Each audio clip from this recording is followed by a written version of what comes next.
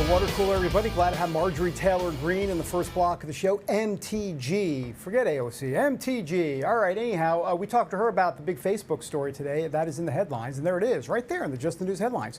Facebook Oversight Board upholds ban on Trump, censors social site for standardless penalty. And here's what the Oversight Board actually said. This is at least in part what they said. The board has upheld Facebook's decision on January 7, 2021, to restrict then-President Donald Trump's access to posting content on his Facebook page and Instagram account.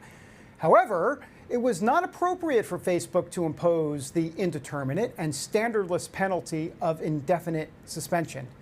Okay, so that kind of basically confuses me. So they're upholding the suspension on Trump, but they're getting on Facebook's case for not doing it properly?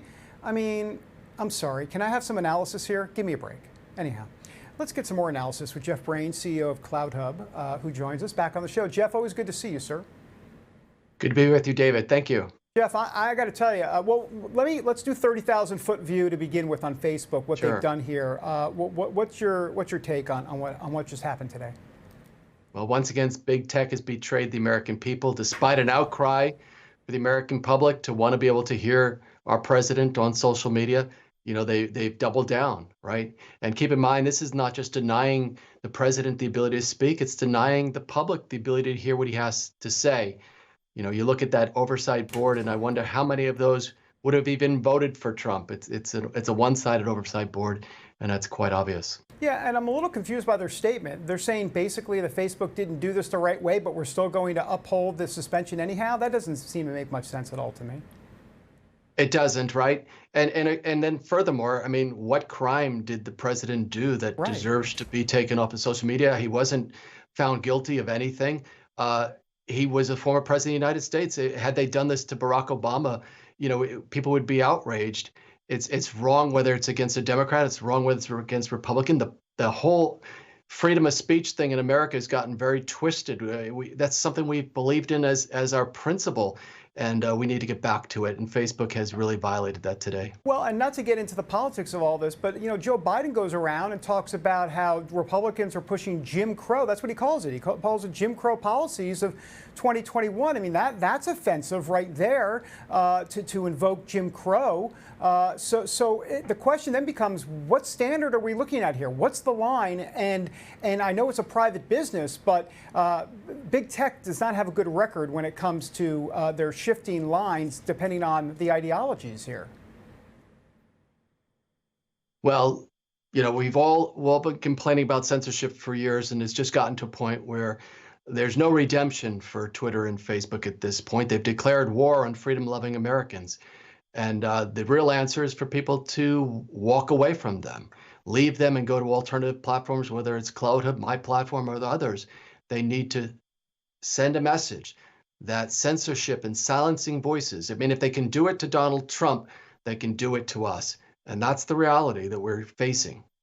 What have you seen with movement towards CloutHub away from Facebook, or at least what have your numbers been like analytically? How has it been going in the last 6 months to a year, or how do you measure growth, if you will, Jeff? Well, the American public is migrating away from the big tech platforms. You know, it wasn't just the president who was taken down. We had others like General Flynn, who served this country for 30 plus years in the military. Sidney Powell, you know, many others, many voices, names you would know and names you don't know, right?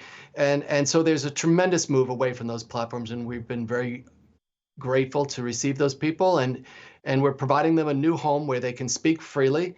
It's very important, and their privacy is protected, and they don't have to put up with the nonsense any longer. For people to understand, so if, let's say someone's on Facebook, they're 57 years old, and I don't know why I said 57, whatever, they're whoever, and they want to go over to CloutHub. What's the interface look like there at CloutHub so people understand if they're going to go away from Facebook and they're going to go to CloutHub? What are they going to see? How will it be a different interface, or what do they need to understand there, Jeff?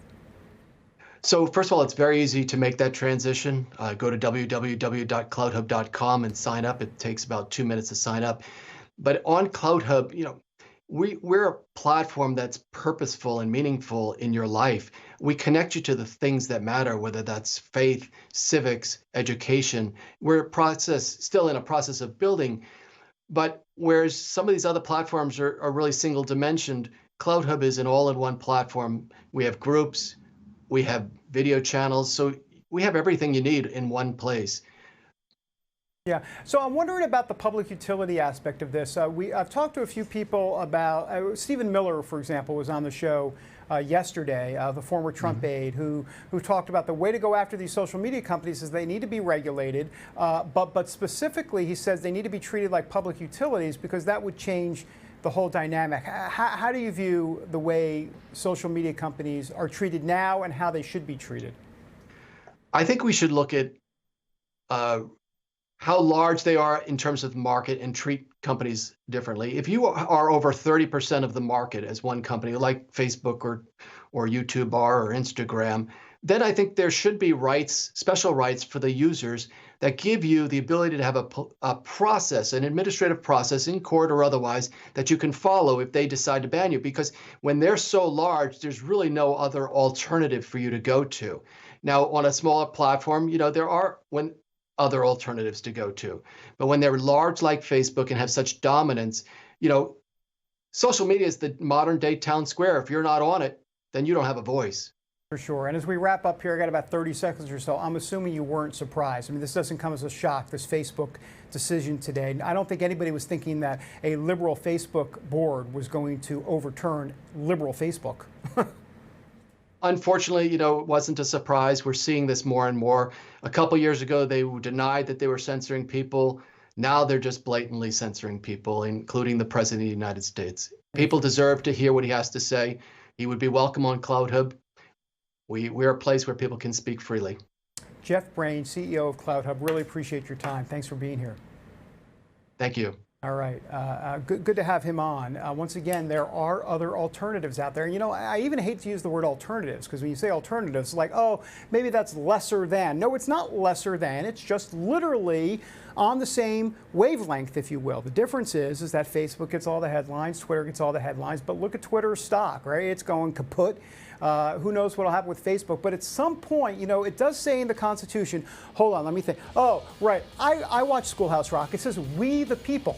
And we the people means we the people make decisions. We the people can walk away from Facebook. We the people can decide not to buy Coke or fly on Delta or whatever it happens to be.